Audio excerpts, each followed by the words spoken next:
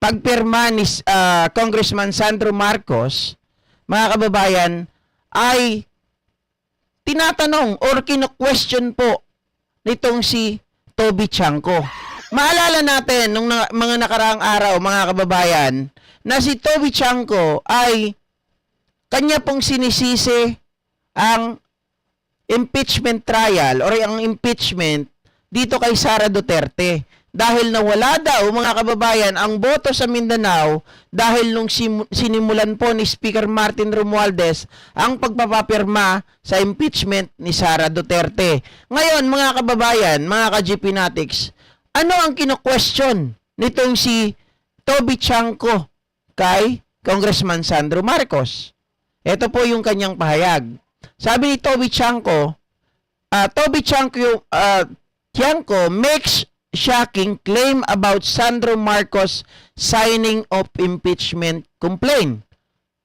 So, na-shock daw siya. Nagtataka daw siya bakit si Congressman Sandro Marcos ay pumirma sa impeachment complaint ni Sara Duterte. Which, sinagot na yan ni Congressman Sandro Marcos. Siyempre, anak ako eh. Apo ako. Bilang isang anak, tatay mo yung gustong ipapatay, nanay mo yung gustong ipapatay, do you think mananahimik na lang ako? Diba sabi ni Congressman Sandro Marcos? And tatay ko yung gustong, lolo ko yung gustong ipahukay at itapon sa West Philippine Sea. Do you think mananahimik na lang ako?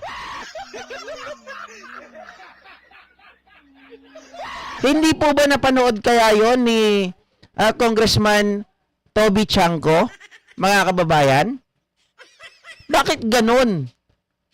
Para bang di ba sinisisi niya rin si Congressman Sandro Marcos? Kung sinisisi niya po yung impeachment complaint laban kay Sara Duterte, watch more, mga kababayan. Di ba? Much more na sinisisi niya si Congressman Sandro Marcos because si Congressman Sandro Marcos ang nanguna po sa pagpirma sa impeachment complaint ni Sara Duterte. Diba? Nakakapagtaka. Ito po pa yung sinasabi ni Toby Chanco.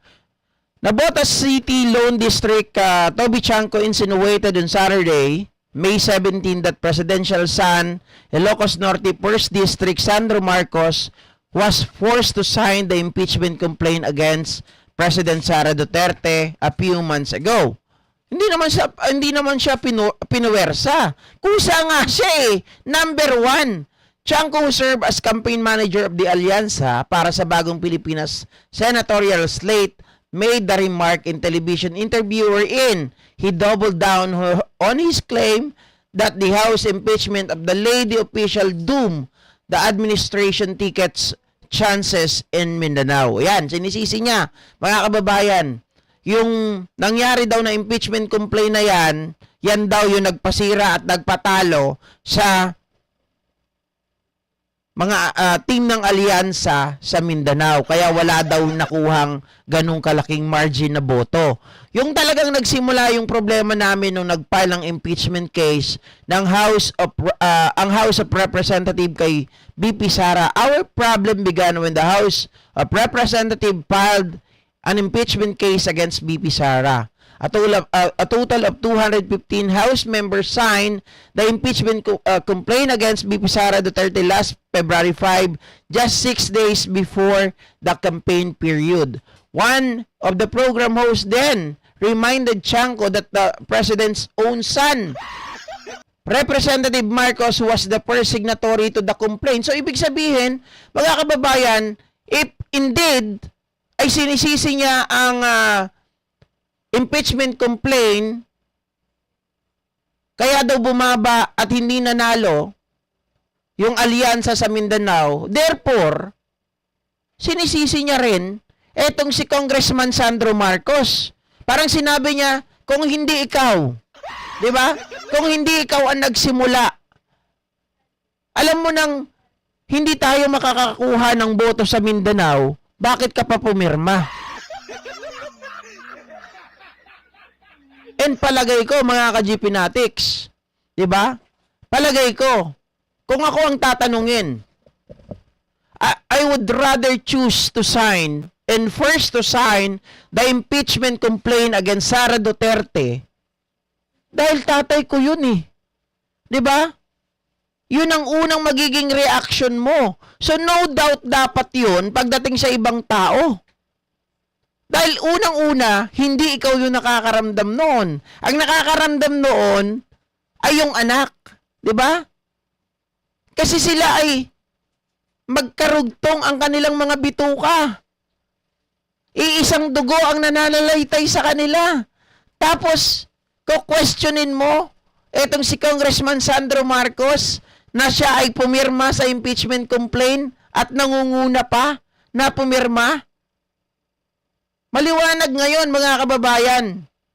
Etong si Toby Chanco ay nagtuturo para nang sa ganon ay hindi siya masisi.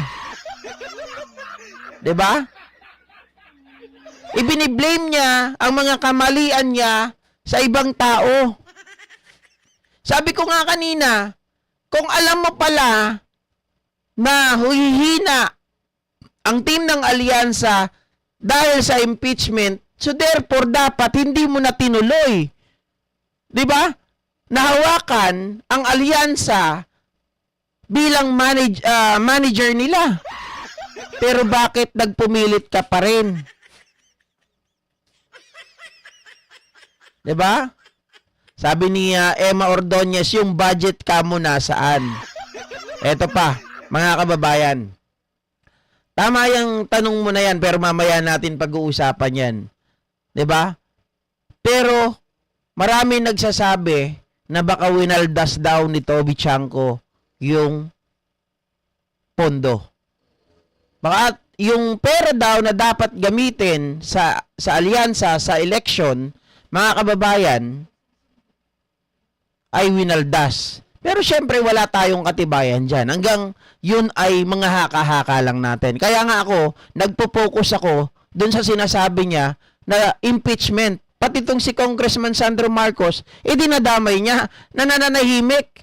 At natural lang, di ba? Natural na siya ay sumagot, natural siya ay kumampi at kalabanin yung tao na gustong magpapatay sa magulang niya. Di ba? Sabi ni TJR 2K25, GP Hudas pati naguhugas kamay siya. Palagay ko, yung nagbi-blame siya ng ibang tao, yan ay naguhugas talaga ng kamay. Pero, mga kababayan, iba rin po ang nakita dyan ng ibang mga manager, ng ibang mga political analysts. Ang sinasabi